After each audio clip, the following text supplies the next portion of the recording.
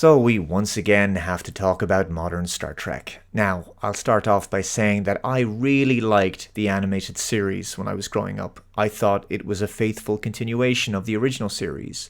And what was great is that it wasn't dumbed down. It didn't talk down to children. It was an intelligent Saturday morning cartoon, and what's more, it could be watched and enjoyed and appreciated by adult Trek fans as well. Over the years, a number of fan projects have also recreated the Filmation animation style of the show and made some great fan films based on the animated series. For example, the folks at Starship Farragut Fan Films did a 30-minute fan production that felt very authentic, and it was a serious episode of Star Trek. Gazelle Automations took some scenes from the Voyager episode Threshold and animated them in a similar style, and it looks fantastic. But recently, to celebrate the 50th anniversary of the animated series, a new official Star Trek production was launched called Very Short Treks, a series of animated non-canon comedy episodes featuring some members of the Strange New Worlds cast. The first one was called Skin a Cat. The captain has to try to get the Enterprise out of a battle with the Klingons. Basically, he lets slip a series of figures of speech. When he says, "There's more than one way to skin a cat," Emrys gets offended by this. And then he says, "We have bigger fish to fry." This fish guy gets offended by that. He then tells him not to get his knickers in a twist, which insults this Nickersonian woman. He says he's a dumbass and he's screwed up. These two gentlemen are not too pleased at that statement. It's not even funny, to be honest. It's just ridiculous and weird. The second short sketch is called Holiday Party, where Spock tries to entertain the crew with a blooper reel of mistakes the crew have made, including a transporter accident in which a crewman's body isn't fully materialized. His legs are missing, so his internal organs fall out on the transporter pad. Spock says this is funny because he normally does have legs. He even shows footage of a ship crashing into another one, killing the entire crew. And he believes small misfortunes are funny, so therefore bigger misfortunes should elicit bigger laughs. Yeah, even as a parody, how the character of Spock could ever think like this is of course beyond me.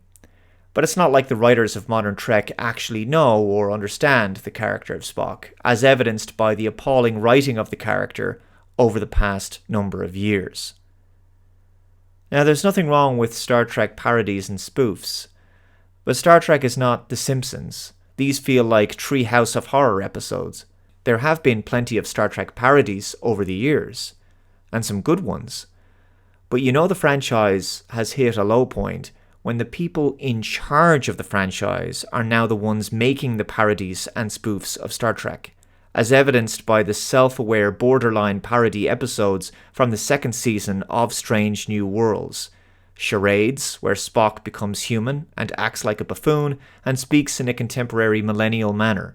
Those Old Scientists, where the show crosses over with the fourth wall breaking Lower Decks, and Subspace Rhapsody, the farcical and cringe musical episode. I've previously talked about Lower Decks, an animated series. I've got a lot of problems with that show because it is a fourth wall breaking Rick and Morty style comedy. I don't believe it's appropriate for the Star Trek franchise.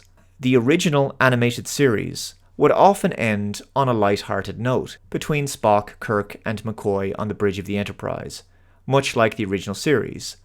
Kirk and McCoy might make fun of Spock, for example. But it never descended into self-awareness or parody. Over the years, the animated series has been parodied, and I think it says a great deal that when it came time for CBS Paramount to commission this 50-year anniversary tribute to the animated series, that they signed off on these utterly tasteless parody animated short treks.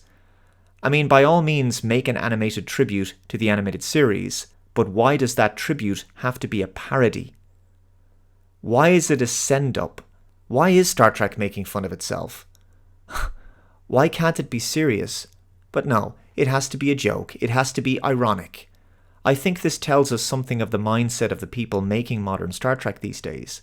And I've said it before, it's as if when they look back at the original series and the animated series perhaps, maybe they see silly, campy, low-budget shows that they can't take seriously.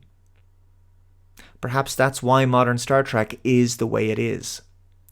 What would have been a great tribute to the animated series is a clever, thought-provoking, serious, proper episode of science fiction, proper Star Trek in animated form.